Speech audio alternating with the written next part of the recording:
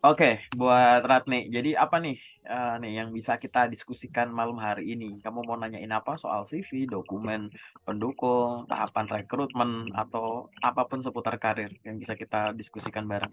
Eee, Kalau awal-awal mungkin dari kayak, eee, maksudnya mungkin dari kayak bagaimana sih cara mencari kerjaan kayak nggak kayak kan kebanyakan ada kayak, lokernya yang kelak, yang kayak kayak gitu kan. Nah, Mhm. bagaimana caranya mencari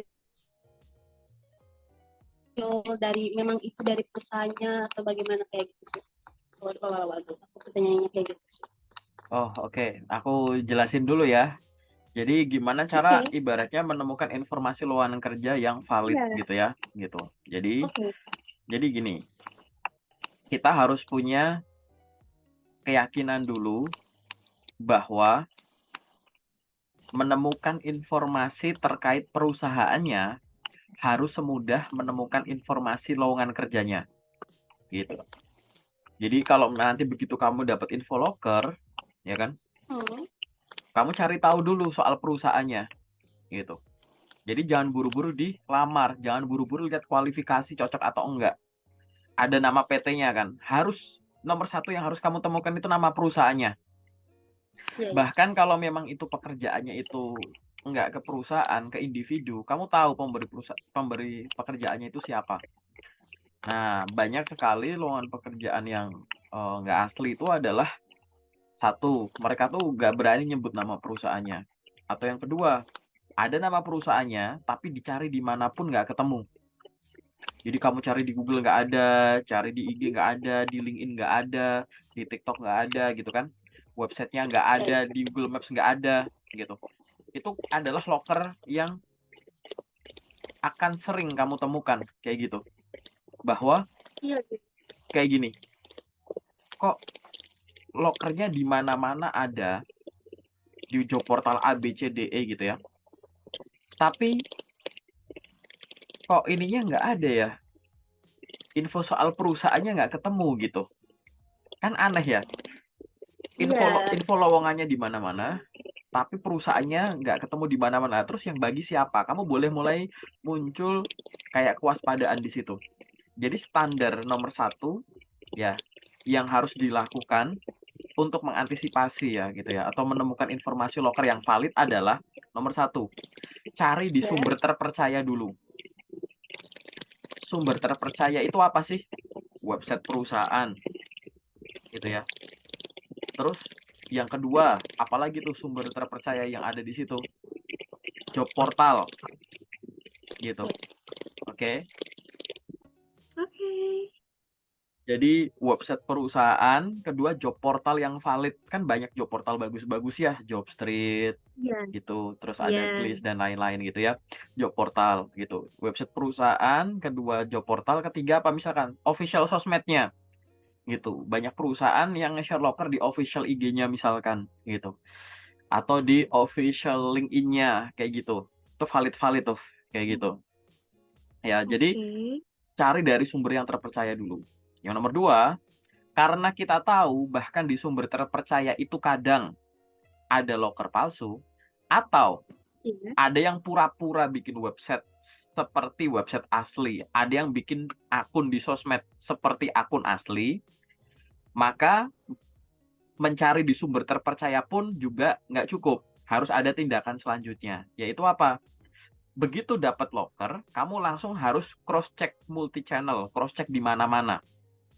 Misal kamu dapat satu portal atau bukan portal, satu info loker gitu ya. Kamu langsung cek Iya. dulu di Google, ketik nama perusahaannya Oke oke gitu. oke. Cara ngetiknya nggak usah ada kata PT-nya. Misalkan namanya gini, PT Apel Anggur Jeruk gitu. Kamu di Google tulis aja apel anggur jeruk gitu. Cari. Harapannya harus keluar sesuatu. Entah nanti ngarah ke sosmed, entah ngarah ke website, ngarah ke maps, entah ngarah ke ulasan di suatu komunitas gitu. Pokoknya Oke. temukan dulu info. Ya, sosmednya, websitenya sebanyak mungkin. Kalau perlu, kamu bisa menemukan poster lowongan kerja yang sama itu ada di official websitenya. Jadi misalkan nih, kan kamu ada di grup WA aku tuh, kan aku nge-share locker ya Iya gitu. iya. Anggap aja Oke. yang di grup WA aku tuh mau kamu cross check. Nah, kamu cari tuh, oh nama PT ini, cari di LinkedIn. Di situ kalau muncul, nah kamu bisa berasumsi, mungkin locker itu dirilis perusahaan lewat LinkedIn, terus nyebar sampai ke grup lockerku. Tapi kan sama nih Iya infonya iya gitu, iya. harus di tracking kayak Iya gitu. iya. Ini berasal dari infonya, ya. Kemudian dari Maps juga lokasinya, gitu. Ada websitenya pun juga harus lihat detail, itu websitenya asli nggak. Ada Maps-nya pun harus lihat detail. Jangan cuma lihat titiknya, coba diklik, lihat ulasannya, lihat titiknya. Banyak lowongan kerja palsu, titiknya itu di tengah jalan, titiknya itu ngasal. Bahkan Iya, itu ya, keseringan kan kayak aku pernah ada satu suatu titik perusahaan. yaitu iya, terus arahnya itu ke sebuah ruko, Ya, kadang ke seperti itu. Ya. ya kayak gitu. Jadi ngarahnya, jadi gini ya, kita nggak bisa, nanti secara lebih lanjut akan kita jelaskan bahwa tidak semua loker yang arah ke ruko itu pasti palsu ya, enggak, gitu. Iya sih, Cuman kebanyakan dari tapi ada mereka beberapa. ya gara-gara banyak sekali loker palsu yang ngarahnya ke ruko, maka begitu Iya ada loker ke ruko kita harus lebih cermat, gitu aja. Tapi kita nggak bisa iya. bilang bahwa loker yang dari ruko pasti palsu, itu nggak bisa. Sama dengan email gitu. Kalau misalkan kita dapat panggilan tes, domain emailnya itu masih pakai Gmail, berarti perusahaannya palsu. Belum tentu, gitu. Cuman memang kebanyakan loker palsu itu panggilan-panggilan palsu tuh ngarahinnya tuh pakai email-email gratisan gitu, domain gratisan. Sehingga apa? Bukan kita langsung mencurigai atau ngejudge bahwa semua panggilan tes yang pakai email yang nggak pakai domain perusahaan itu palsu, enggak. Tapi kita lebih waspada aja, kayak gitu ya. Jadi aku ulang lagi, tadi yang tahap satu adalah mencari loker dari sumber yang terpercaya. Iya. Yang kedua adalah riset soal perusahaan di banyak channel, kayak gitu. Yang ketiga, kalau masih nggak yakin, tanya sama yang tahu. Nanya sama aku, nanya sama teman-teman di grup, nanya sama teman-temanmu siapa, gitu. Itu yang harus Oke. kamu lakukan, kayak gitu. Yang keempat itu apa? Sering riset atau belajar terkait dengan lowongan kerja palsu. Di luar sana, orang yang sudah tertipu itu banyak. Pernah kena penipuan, mulai penipuan paling simpel sampai yang kompleks. Di antara orang-orang yang pernah mengalami penipuan tadi, sebagian itu berbaik hati untuk sharing pengalamannya, gitu. Sharing pengalamannya untuk apa? Biar gitu ya. Kasus serupa tidak bisa dialami sama orang lain, nggak ada orang lain yang dirugikan. Sehingga Iya apa? iya. Kamu harus mempelajari itu. Karena ya, aku tuh ngelihat gitu ya, beberapa tahun gini ya, loker palsu model A, katakanlah model A, B, C itu selalu ada terus gitu. Iya Jadi iya. loker palsu yang muncul di 2013, 14, 15 itu sampai sekarang ada gitu. Dan entah kenapa kok ya masih ada orang yang ketipu. Ya iya, karena orang yang udah pernah ketipu udah jadi pinter, tapi misalkan ada habis itu ada lulusan baru lagi kan, kayak gitu. Iya. Yang mereka nggak tahu sama sekali. Nah, ini mungkin nanti jangka panjangnya itu tadi gimana caranya ya itu. Karena memang di pendidikan kuliah, pendidikan SMA sederajat itu nggak ada pendidikan terkait bedain loker asli atau palsu, yaitu harus dari diri kita dulu sementara, kayak gitu. Jadi di situ dulu ya. Jadi Oke. jangan buru-buru ngelamar. Cari tahu Iya. dulu, validasi dulu baru ngelamar. Jangan kebalik. Banyak orang itu kebalik. Banyak orang itu ngelamar dulu baru apa namanya? Cari tahu. Itu temenmu kalau mau join nggak apa-apa. Barangkali ada pertanyaan boleh. Jadi 2 orang satu Iya frame. iya. Nggak apa-apa. Kalau mau join sekalian. Serius, banyak yang mau kayak gitu nggak apa-apa boleh. Barangkali ada pertanyaan sekalian boleh kalau satu frame. Gitu. Biar kita diskusi. Oke, gitu. Mau sekalian aja nggak apa-apa. Halo, Assalamualaikum. Waalaikumsalam. Selamat Halo. malam. Halo, malam. Ini dengan temannya siapa? Temannya Arat namanya siapa? Aku Siti Maisaro, dipanggil Oh, Mai. oke, Mai. Ya. Ini kita lagi sesi Iya. sharing soal karir nih. Iya. Kamu ada pertanyaan? Ayo, ya, atau HP-nya Iya, dimiringin aja gimana? biar biar masuk kalian. HP-nya Gak dimiringin apa-apa, gak gini apa-apa. bisa kok. Oke. Mungkin Mai barusan Ratni nanya soal gimana caranya bedain loker asli dan palsu kayak gitu Iya. kan. Nah, barangkali kamu ada nggak seputar karir gitu yang kamu pengen diskusiin? Boleh soal CV, boleh soal tahapan rekrutmen atau apapun yang masih kau bingung gitu. Biar kita diskusi bareng aja. Gitu. Gini, aku tuh suka apply di LinkedIn. Mm-mm. Cuman si recruiternya tuh cuman kayak download CV aku, itu tuh sebenarnya tertarik ke aku apa enggak sebenarnya gitu kan. Tapi saya Oke. nggak tahu. Oke, aku Terus jawab dulu ya. Apalagi? Lanjut. Terus apa? ayo udah mau ditampung apa mau langsung Nggak, jawab? lanjut lagi. Lanjut lagi. Terus? Nah, terus misalkan nih, aku udah tahap recruitment, terus kayak udah interview user juga. Tapi kalau misalkan udah interview user nih, udah sampai user,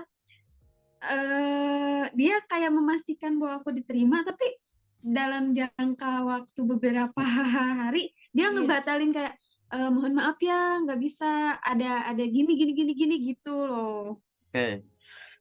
Nah, ini menarik nih, karena Ratni juga udah punya pengalaman kerja ya. Jadi pertanyaannya dia mungkin Ya. akan cocok buat kamu. Ini buat kalian aku jawab dulu satu persatu ya. Bahwa gini, di-download CV-nya, dikunjungi akunnya gitu ya. Kemudian di-view, diintip-intip akunnya, kan suka ada tuh berapa kali intip, berapa kali kunjungi, berapa kali download gitu-gitu ya dari banyak sumber. Itu memang menunjukkan apa? Bahwa dokumen yang kita kirim itu udah diterima dengan baik gitu. Oh Artinya gitu. apa? Karena gini, dan itu harus jadi nilai plus yang kamu apresiasi. Kenapa? Karena banyak sekali orang ngirimkan lamaran, dia itu udah ditolak, bahkan CV-nya belum kebuka. Itu nggak cuma satu dua itu. Dalam satu proses rekrutmen banyak yang kayak gitu. Kalau lewat LinkedIn misalkan, itu bisa kayak gitu. Atau lewat email nggak kebaca, bisa. Atau mungkin kalian ada yang pernah lamar kerja pakai Jobstreet, tiba-tiba ada position close kayak gitu. Ya itu sama aja kayak gitu, bahwa dokumen kalian belum sempat kebuka. Tapi kalau sudah ada diintip dan diunduh, artinya dokumen kalian itu dalam tanda kutip udah sempat di depan muka HR-nya, udah sempat nongol gitu, dan akhirnya di-download gitu. Artinya apa? Dokumen yang kalian siapkan itu formatnya udah bagus. Karena dokumen yang dikirim untuk lamar kerja, ada yang diproses pakai mata langsung oleh rekruter, ada yang dengan sistem yang kita sebut ATS gitu.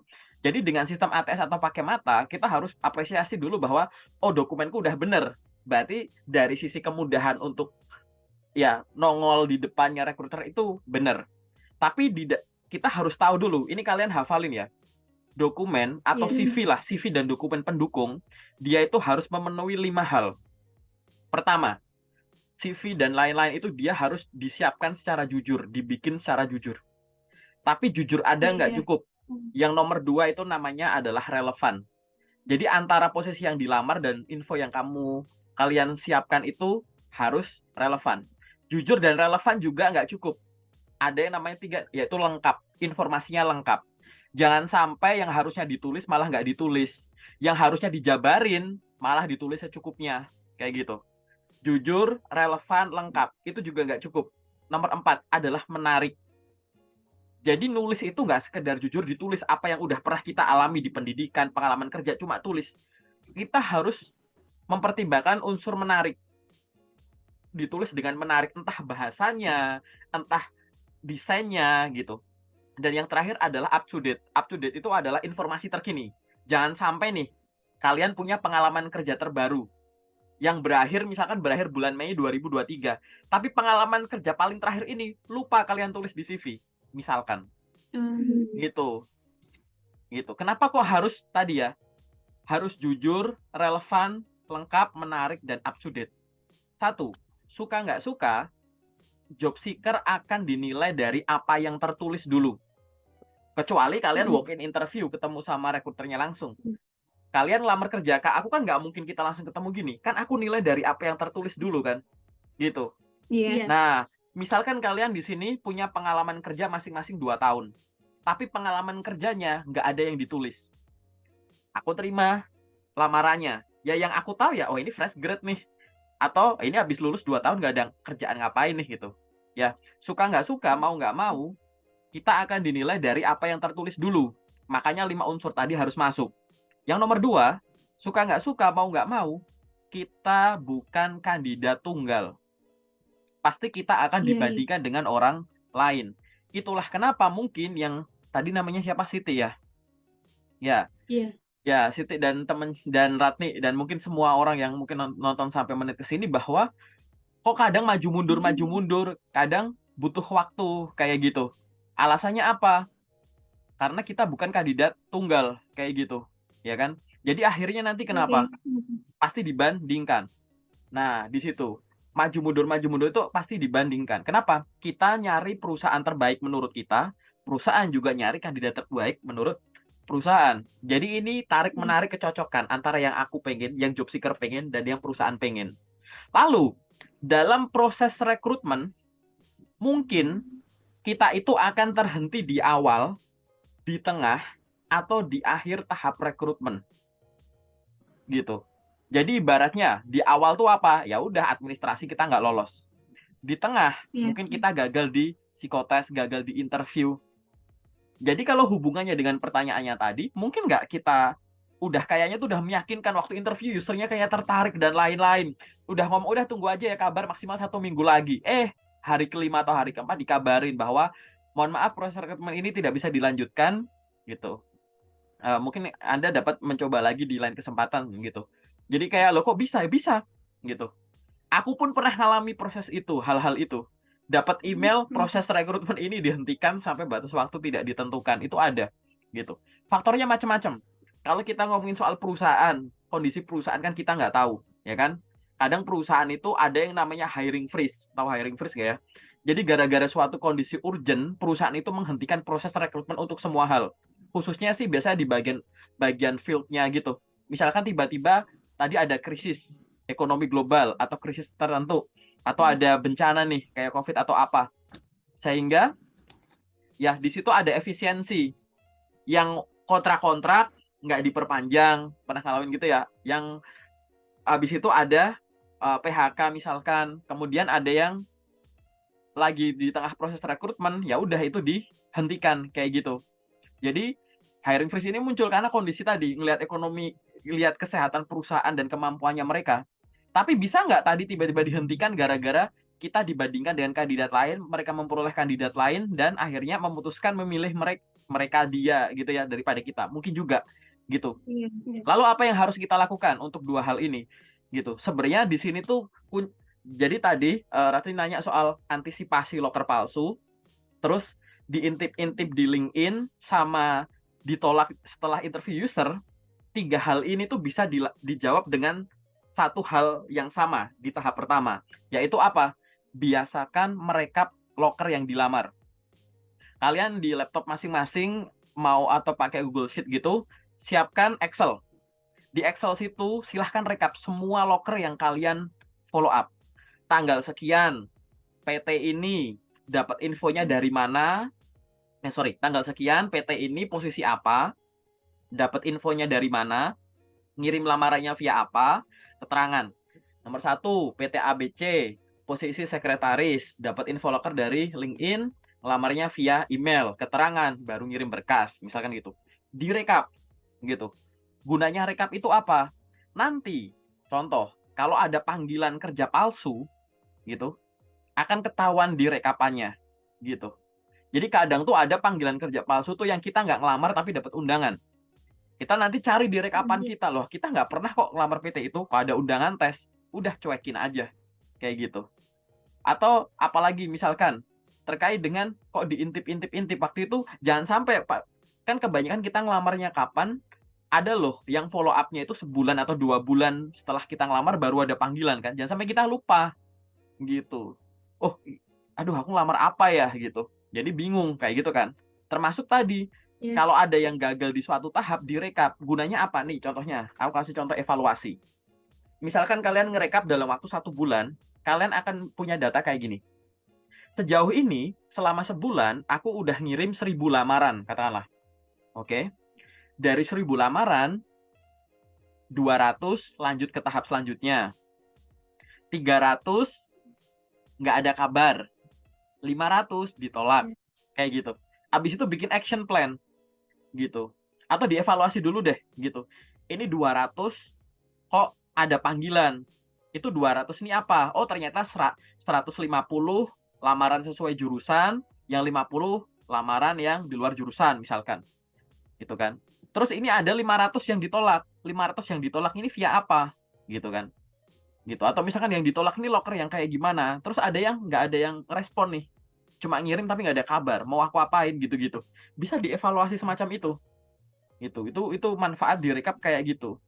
Karena balik lagi ya, kita tidak lanjut ke tahap selanjutnya belum tentu kitanya jelek. Kayak gitu. Ya, daripada kita nebak-nebak kan kayak gitu, mendingan rekap dulu tadi. Ya untuk antisipasi loker palsu bisa. 2, bahan evaluasi performa LinkedIn kita bisa. Dan yang ketiga, kalau misalkan tadi kamu gagal di tahap yang sama, ini tips buat kalian yang tadi ya. Kalau terkait CV atau dokumen kan tadi ada 5 informasi tadi ya yang harus jujur, relevan, lengkap, menarik, dan up to date. Nah, untuk evaluasi belajar, setelah kita punya data tadi ya, rekapan tadi, kalian fokusnya gini. 1, fokus improvement itu adalah tahap mana yang paling sering kalian gagal. Yang nomor 2, tahap mana tahap terjauh yang kalian pernah alami. Contoh, tahap terjauh aku sampai interview user. Tapi tahap yang paling sering gagal, aku interview HR. Maka yang harus kalian pelajari itu adalah belajar interview HR dan user misalkan. Gitu. Kenapa kok ini harus dilakukan? Biar kalian nggak dikit-dikit nyalain CV. Ada orang ngirimnya banyak, nggak ada panggilan, CV-nya diedit, dokumennya diedit. Abis itu gagal di psikotes, CV-nya diedit. Gagal di interview HR sama user, CV-nya yang diedit. Ngapain CV disalahin terus? Kalau kalian udah pernah lolos sampai HR sama user kan nggak ada masalah di CV, ya nggak? Gitu. Jadi fokus utama kalian di situ. Oh, gagal di medical check up nih, gitu. Oh ya udah, kesehatan kalian, gitu kan? Gitu. Yang harus di exercise kayak gitu. Atau misalkan di tanda tangan kontrak nih. Jadi kok setiap kali offering kayaknya nggak cocok mulu, gitu. Nah, kalian di situ pelajari soal offering itu tadi. Belajar misalkan skala atau struktur pengupahan, gitu kan. Terus belajar soal besarnya organisasi.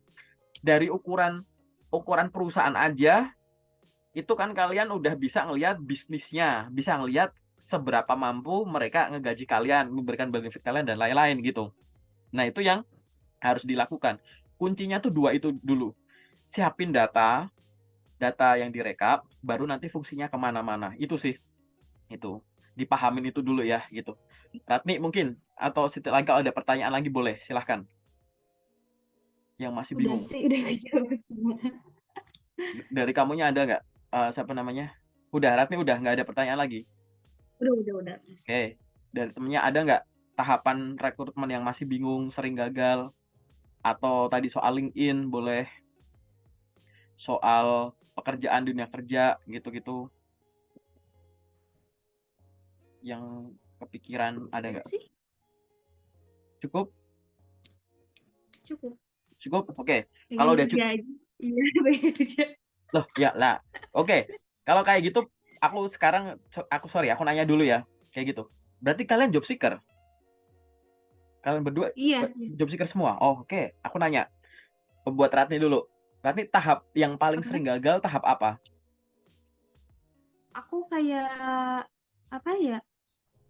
Paling gagal interview Interview, HR atau user? HR. HR. Nah, Terus sama ya. nggak siapa sama Siti? Sama nggak? Apakah interview itu juga Ah, tahap yang kamu sering gagal atau tahap kalau apa? aku tuh di user paling user kayak misalkan usernya tuh kayak kamu harus kayak gini di kerjaan ini. Terus aku kayak nawar gitu kayak boleh nggak Pak kalau misalkan gini. Mungkin problemnya di situ ya. Oke, uh, lanjut lagi. Kenapa kamu nawar apa yang disampaikan oleh user terkait dengan tanggung jawabmu? Apa yang terjadi? Gini ya kayak dia tuh ngasih job desk di admin nih, di admin. Terus maaf ya, aku buka kerudung ini. Ya Terus nggak apa-apa. Ya nggak terus apa-apa. Aku juga buka kok. dia Nggak. Terus? dia dia pengennya itu kerjaan aku tuh kayak buka hijab. Nah, aku kayak awalnya aku nggak okein, tapi aku kayak ragu-ragu kayak boleh nggak sih pakai kerudung kalau kerjanya gitu loh. Oke. Kalau Ratni Jadi ada nggak? meragukan akunya. Ya, oke. Kalau buat Ratni, ada nggak interview user apa? Pertanyaan apa yang kamu nggak yakin kalau jawab? Kalau nggak yakin jawab yang kayak gitu harus buka kerudung. Ya, Terus kamu yang lain ya, apa? kamu. Iya. Kalian berarti Kalau pernah yang lain udah sih. Bagaimana? Oke, yang lain nggak ada. Kalau nggak ada, aku jawab itu dulu ya. Jadi gini, Iya. ya, ini terkait kendala kalian itu sebenarnya masih pro kontra ya di dunia kerja ya gitu. Bahwa Iya. ada sisi yang pro yang tetap pakai hijab, ada yang lepas hijab gitu ya. Aku sampaikan dulu, biasanya tuh yang dari dulu sampai sekarang itu nggak selesai-selesai adalah terkait dengan, oh iya, beberapa pekerjaan itu pengen, kita nggak ngomongin hijabnya ya, tapi terkait dengan kenetralan gitu, netralitas Iya. gitu. Bahwa di pekerjaan tersebut mau orang dengan kepercayaan apapun tidak boleh menunjukkan simbol-simbol keagamaannya karena pekerjaan ini sifatnya universal.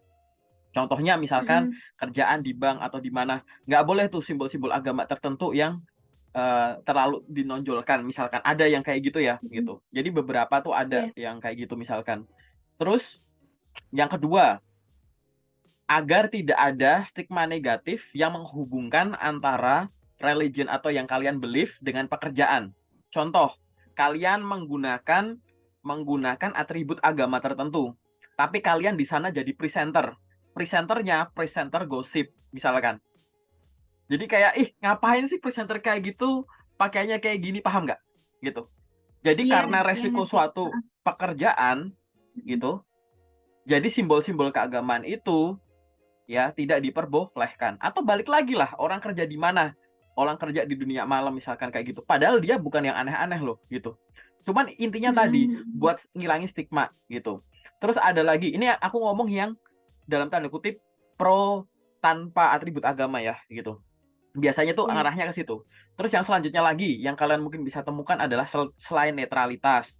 Kedua terkait dengan resiko terkait stigma gitu ya, persepsi, menjaga persepsi dan martabat lah tentunya. Yang ketiga adalah keamanan di dunia kerja. Kayak gitu. Kalian bisa browsing nih misalkan. Karena kalian Islam, aku juga Islam gitu ya. Cari browsing. Pernah lihat nggak orang kecelakaan kerja gara-gara hijabnya terlilit mana gitu ya, terlilit mesin dan lain-lain gitu. Atau gara-gara bawa apa terus akhirnya kayak begitu. Yang akhirnya itu malah mencederai dia sendiri. Itu berita-beritanya juga ada. Nah, itu biasanya untuk terkait dengan keselamatan kerja kayak gitu. Jadi faktor keselamatan kerja juga ada kayak gitu. Nah, tadi itu adalah hal-hal yang sifatnya itu biasanya orang yang nyuruh tadi, alasan tadi. Tapi juga ada yang tim kontra. Tim kontra itu ibaratnya kayak gini. Performa kita itu tidak bisa dinilai dari atribut keagamaan kita. Yang kedua, kalau memang pekerjaannya beresiko, nggak usah minta kita untuk tadi tidak mengenakan atribut keagamaan tertentu. Tapi emang sejak awal nggak bakal kita lamar lokernya, paham nggak? Gitu. Aku tahu nih kerjaannya kayak begini. Ya sejak awal ya kalau bertentangan ya nggak bakal aku lamar. Biasanya udah kayak gitu. Nah, masalahnya tuh pro kontra ini tuh ibaratnya udah balik ke pribadi masing-masing gitu. Kalau aku pribadi gitu ya, aku pribadi nih gitu ya, yang aku percaya gitu ya, bahwa kalau memang itu menjaga ketubuhan kalian dengan kepercayaan kalian masing-masing, nggak usah nggak usah di sesalkan keputusannya gitu. Loh, dia minta aku buka, misalnya tadi kamu ya, dia mungkin aku buat gini, padahal pekerjaannya nggak terlalu beresiko, dan yang aku percaya ya ngapain harus kayak gini, ya udah nggak apa-apa, gitu. Kan itu hak kamu, beneran, gitu. Nggak usah disesalkan, gitu. Karena balik lagi, ini ke individu masing-masing, gitu. Ada risiko masing-masing, gitu kan. Jadi ke arah sana, gitu. Jadi udah itu langsung titik di situ sebenarnya. Cuman aku agak panjangin karena biar kalian tahu netralitasnya ya. Kenapa kok ada yang masih pro, ada yang kontra, dan itu tuh selalu ada sampai sekarang. Dan memang ya yang aku pantau ada yang di info lokernya itu nyebut gitu. Bersedia Iya, tidak memakai lihat ini misalnya. gitu misalkan gitu. Itu ada, atau bersedia bekerja begini gitu. Itu ada. Tapi memang ada yang tidak tertulis di lokernya. Baru di interview, baru dikasih tahu, baru ditanyakan gitu. Bahkan aku udah nemuin beberapa gitu ya. Yang kerja dulu baru udah masuk kerja baru tuh dikasih tahu. Itu udah mulai kerja padahal gitu. Aku juga pernah nemuin kayak gitu. Tapi balik lagi, karena kalau namanya bekerja itu hubungannya sama lateral gitu ya, sama people gitu-gitu. Terus kalau yang tadi atribut agama tuh pasti sama yang vertikal gitu ya.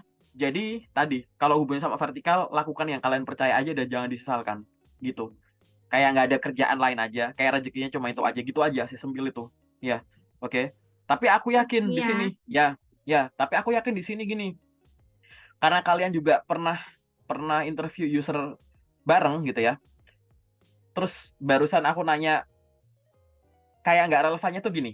Aku nanya ya barusan bahwa tahap yang kalian suka gagal tuh di interview user. Oke.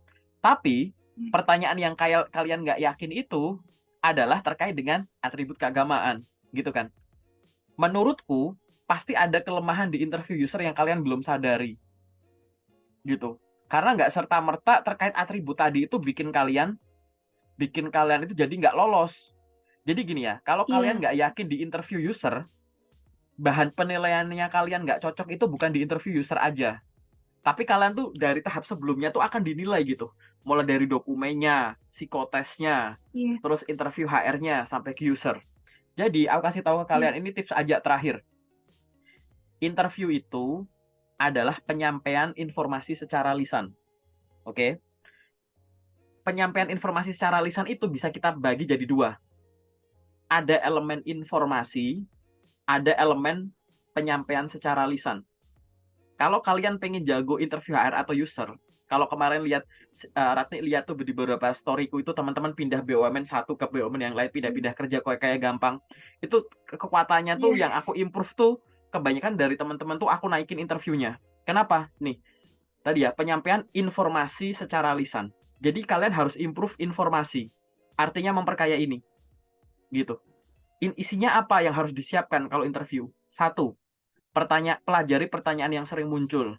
Dua, riset soal perusahaan di website, sosmed, media, karyawan yang kerja di sana, kalau perlu pemakai produknya. Gitu. Yang ketiga, pelajari soal posisi yang kalian lamar.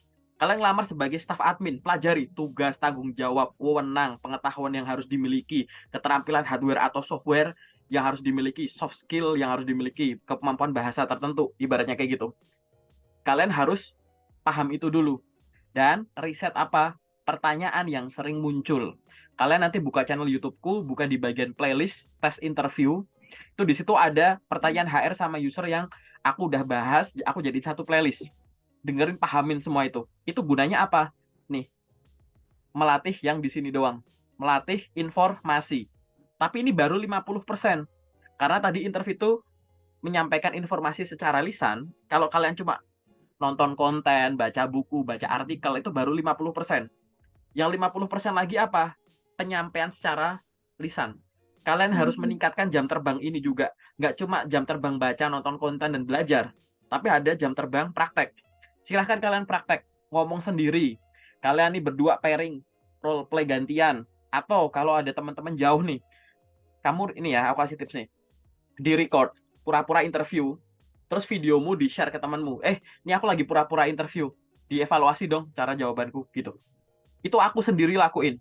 Bahkan dulu waktu interview, kalian tahu nggak aku belajar interview gimana? Ini aku udah pernah sampein ya.